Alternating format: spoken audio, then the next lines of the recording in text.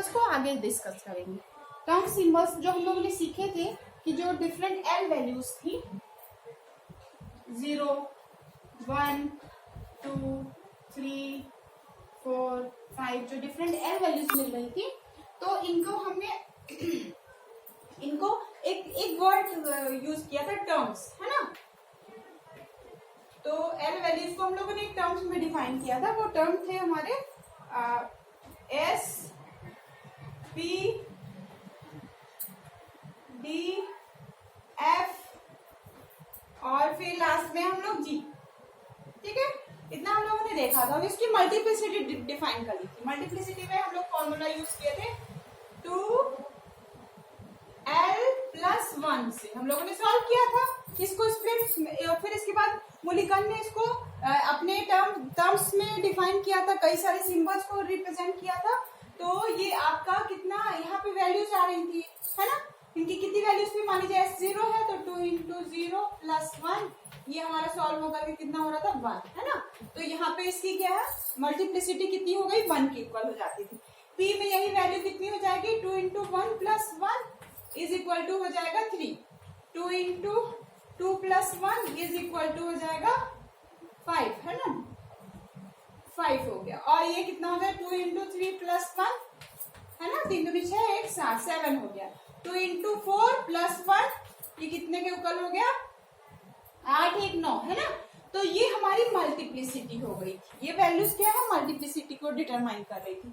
अब जो मल्टीप्लिसिटी हम लोगों ने निकाल लिया था, तो इनके लिए मोलिक्यूलर साइंटिस्ट ने क्या है इनके सिंबल्स को रिप्रेजेंट कर दिया था कि इनका एटॉमिक और मॉलिक्यूलर एनर्जी स्टेट किस प्रकार से डिनोट किया जाएगा। ठीक है, वैसे ये क्या है हमें यूज क्या होता है स्पेक्ट्रल, जब इलेक्ट्रॉनिक ट्रांजिशन और स्पेक्ट्रल को स्टडी करते हैं तब ये डाटा हमको बहुत, ऑर्गन डायग्राम अभी हम पढ़ेंगे तो ऑर्गन डायग्राम में ये समय में बहुत यूजफुल होंगे, है ना। तो एटॉमिक स्टेट में A1G, ठीक है, या फिर शॉर्ट या फिर मॉलिक्यूलर एनर्जी स्टेट में स्मॉल a1G, इसको मोलिकन सिंबल में रिप्रेजेंट करते थे।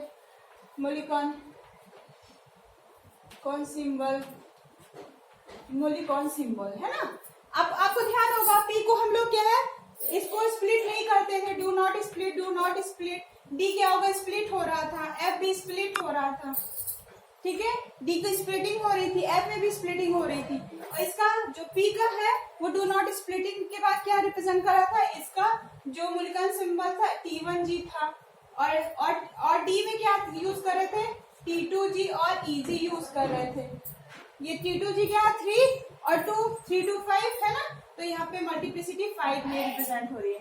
T2G और EG दो मल्टीप्लिसिटी यहाँ पे 3, 2, 5 करके हम मल्टीप्लिसिटी रिप्रेजेंट हो रही है। और जब F का स्प्लिटिंग हम लोग कर लेते थे मल्टीप्लिसिटी में, तो मोलिक्यूलर सिंबल्स में क्या यूज होता था T1G, T2G और A1G। और जब हम लोग G को रिप्रेजेंट करते थे तो G को याद करने के लिए देखिएगा इसके साथ इसको भी कंबाइन करके लिख लेते थे, है ना। T1G, T2G, EG और फिर A2G, ठीक है। इसके बाद फिर A2G हो जाता था, यहाँ पे A2G है, ये A2G। तो ये रिप्रेजेंटेशन यहाँ पे मोलिक्यूलर के द्वारा दिया गया था, ठीक है। अब स्पेशली हम D और F को एक्सप्लेन करेंगे, ठीक है। यहाँ पे S में स्प्लिटिंग नहीं हो रही है, P में स्प्लिटेड नहीं हो रहा है। तो जैसे हम लोग ने D ऑर्बिटल की स्प्लिटिंग पढ़ा था, तो जो टर्म सिंबल्स है हमारे वो भी क्या होंगे स्प्लिटिंग के जैसे ही है, लेकिन जो टर्म वैल्यू है, ठीक है, तो ये टर्म वैल्यू क्या है हाइपोथेटिकल वैल्यू है। इसको हम सामान्यतः कहाँ प्रयोग करते हैं जब हम इलेक्ट्रॉनिक स्पेक्ट्रा पढ़ते हैं, है ना। तो इलेक्ट्रॉनिक स्पेक्ट्रा में बहुत यूजफुल ये डाटा हो गया। तो हम स्पेशली अब क्या डिस्कस करेंगे splitting of terms DF, splitting of terms SP और D और F, ठीक है। इनको स्प्लिटिंग को हम लोग एक्सप्लेन करते हैं। स्प्लिटिंग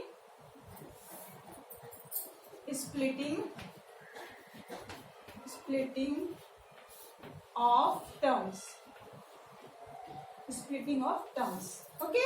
तो स्प्लिटिंग ऑफ टर्म्स में आप टर्म्स को डिफाइन समझ पा रहे होंगे। टर्म्स में क्या है एक हाइपोथेटिकल वैल्यू है जो एज लाइक क्या है स्प्लिटिंग ऑफ ऑर्बिटल्स के जैसे ही है, ठीक है। जैसे हम लोग एस में तो कोई कॉन्सेप्ट ही नहीं है, एस में स्प्लिटेड ही नहीं होता, तो एस को आप अंडरस्टूड कर लोगे कि एस का कोई भी टर्म सिंबल यहाँ पे डिफाइन। अब हम डी में जाते हैं, ठीक है, splitting of D term, splitting of D terms, ठीक है। पहले हम लोग स्प्लिटिंग ऑफ डी टर्म्स, इसकी मल्टीप्लिसिटी के साथ क्या लिखते थे, 2s + 1 डी। ये स्प्लिट हो रहा है दो एनर्जी स्टेट में, एक एनर्जी इसका एक एकदम बराबर इक्विवेलेंट बराबर एनर्जी स्टेट है, इसको बेरी सेंटर कहते हैं, ठीक है। इससे एक एनर्जी स्टेट इसकी नीचे आ जाती है, ठीक है, इसके एक एनर्जी स्टेट क्या है, नीचे आ जाएगा, तो इसको हम बोलते हैं T2G, और जो ऊपर होता है उसको हम Eg बोलते हैं, ठीक है। ऊपर वाले एनर्जी स्टेट को Eg कहते हैं। अब दोनों के बीच में एनर्जी गैप है, ये वैल्यू क्या होती है, नीचे होती है, तो इसलिए माइनस डाटा होता है, ठीक है। ये -0.4, ये कितना होता है, -0.4, और इसके ऊपर वाला वैल्यू होता है 0.6 के, और ये टोटल वैल्यू होता है डेल्टा 0, ठीक है, डेल्टा के बराबर हो जाता है, ठीक है। तो 2s + 1 इसकी स्पिन मल्टीप्लिसिटी हो गई, उसको हम डी टर्म को डिफाइन कर रहे हैं, तो दो पार्ट में स्प्लिट हो रहा है, T2G और Eg में, ये टर्म स्प्लिटिंग है, ठीक है। इसको हम लोग स्पेक्ट्रा जब डिटरमाइन करेंगे तो वहां स्टडी करेंगे कि दो पार्ट में टूट रहा है, T2G और Eg में। अब जब इसका इलेक्ट्रॉनिक ट्रांजिशन देखेंगे, तो इलेक्ट्रॉनिक ट्रांजिशन में हमारा जो इलेक्ट्रॉन है वो इलेक्ट्रॉन एक्साइट होकर के T2G से क्या हो सकता है, ये बेरी सेंटर में जाए, और ऐसी संभावना भी है कि ये ऊपर वाले एनर्जी Eg एनर्जी स्टेट। तो यहाँ मैक्सिमम दो पॉसिबिलिटीज है, ठीक है, यहाँ पे दो पॉसिबिलिटीज है इलेक्ट्रॉनिक ट्रांजिशन को शो करने के लिए, तो एक फर्स्ट और ये सेकंड। तो यहाँ पे मोस्ट ऑफ प्रोबेबिली क्या होता है, आपका डी टर्म्स क्या होगा, दो इलेक्ट्रॉनिक ट्रांजिशन के एनर्जी स्टेट को, दो सिग्नल्स को यहाँ पे रिप्रेजेंट करता है। इतना कॉन्सेप्ट क्लियर हुआ। एस में कोई भी टर्म्स की स्प्लिटिंग नहीं हुई, डी का स्प्लिटिंग हमको समझ में आया, T2G और Eg एनर्जी स्टेट में होगा, बेरी सेंटर है, ठीक है, उस बेरी सेंटर से नीचे वैल्यू जाती है, उसको T2G बोलते हैं, और ऊपर वैल्यू जाती है, उसको Eg सेंटर बोलते हैं, ठीक है, Eg सेट। तो Eg क्या हुआ हमारा, यहाँ पे इसमें दो सिग्नल को रिप्रेजेंट करेगा, ठीक है। यहाँ पे जो सिग्नल रिप्रेजेंटेशन है फर्स्ट और सेकंड, ये क्या होगा, टू सिग्नल, ये यहाँ पे रिप्रेजेंटेशन हो गया इन स्पेक्ट्रा, ठीक है, स्पेक्ट्रा में दो सिग्नल का रिप्रेजेंटेशन हो जाएगा, ठीक है। जब हम इनका स्पेक्ट्रा स्टडी करेंगे तो इसमें दो स्पेक्ट्रा यहाँ पे देखने को मिलेगा। फिर नेक्स्ट हम लोग अब सीखते हैं एफ टर्म्स को स्प्लिटिंग, ठीक है, splitting of F term, splitting of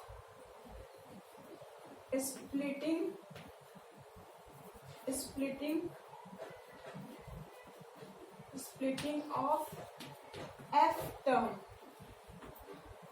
ठीक है, splitting of F term, splitting of F term, ठीक है। अब इसको आपको फिर से बनाना पड़ेगा, तो याद लीजिए, splitting of F terms, to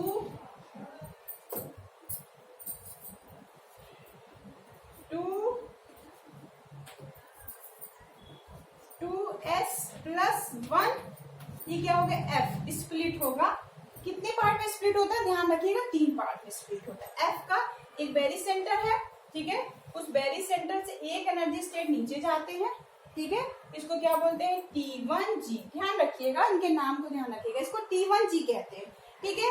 एक बेरी सेंटर के थोड़ा सा दूर पे क्या बनाता है, एक एनर्जी स्टेट बनाता है, और एक थोड़ा सा और दूर पे एक एनर्जी स्टेट बनता है, तो ये हमारा T2G एनर्जी स्टेट है, इसको हम लोग क्या बोलते हैं, T2G।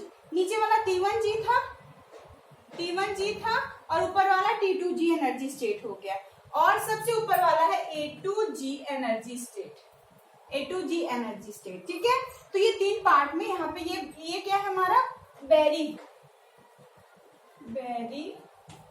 सेंटर, ये हमारा बेरी सेंटर कहलाएगा, ठीक है, एकदम बराबर का एनर्जी स्टेट है, इसको बेरी सेंटर कहेंगे। इसमें यहाँ से ऊपर वाली जो डिस्टेंस होती है 1.2 डेल्टा के बराबर होती है, ये वाली वैल्यू 0.2 के बराबर होती है, और नीचे वाली वैल्यू कितनी होती है, 0.6 डेल्टा के इक्वल होती है। डाटा को ध्यान रखना है हम लोग को, है ना, 0.6 है, 0.2 है, और 1.2 डेल्टा के इक्वल हो जाएगी।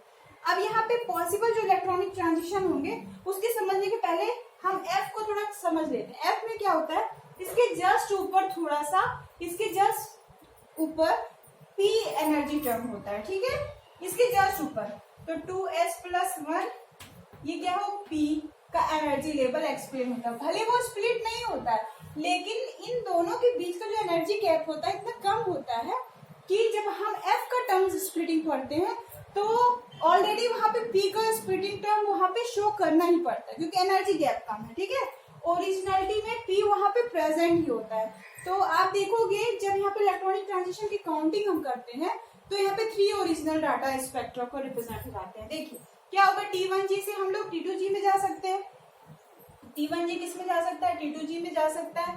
फिर ऐसा भी पॉसिबल हो सकता है ये A2G में चला जाए, और मे भी पॉसिबिलिटीज है ये P में भी ये अपना एक्साइटेशन को शो कर सके। ठीक है, ये T1G ये P का एनर्जी, P किस में स्प्लिट हो रहा था, ध्यान दीजिए, P की स्प्लिटिंग क्या थी, T1G के बराबर थी, है ना, इसका स्प्लिटिंग क्या था, T1G थी। ठीक है, मोलिकुलर सिंबल क्या था, स्प्लिटेड तो नहीं हो रहा, लेकिन मोलिकुलर सिंबल हम लोगों ने क्या एक्सप्लेन किया था, T1G एक्सप्लेन किया था। तो हमारा ये जो F का T1G है वो एक्साइट होकर के P के T1G में भी इलेक्ट्रॉनिक पॉसिबिलिटीज को शो कर सकता था। तो ये एनर्जी स्टेट क्या होगी, तीन सिग्नल को रिप्रेजेंट करेगा। ठीक है, यहाँ पे पॉसिबल सिग्नल हो जाएंगे 3 सिग्नल।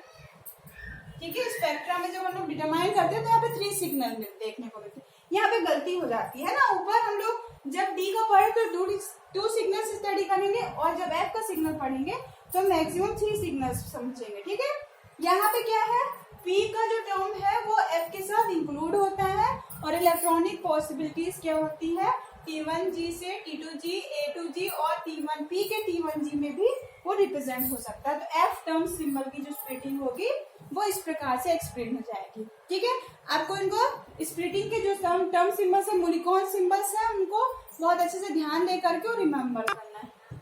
ठीक है, ओके।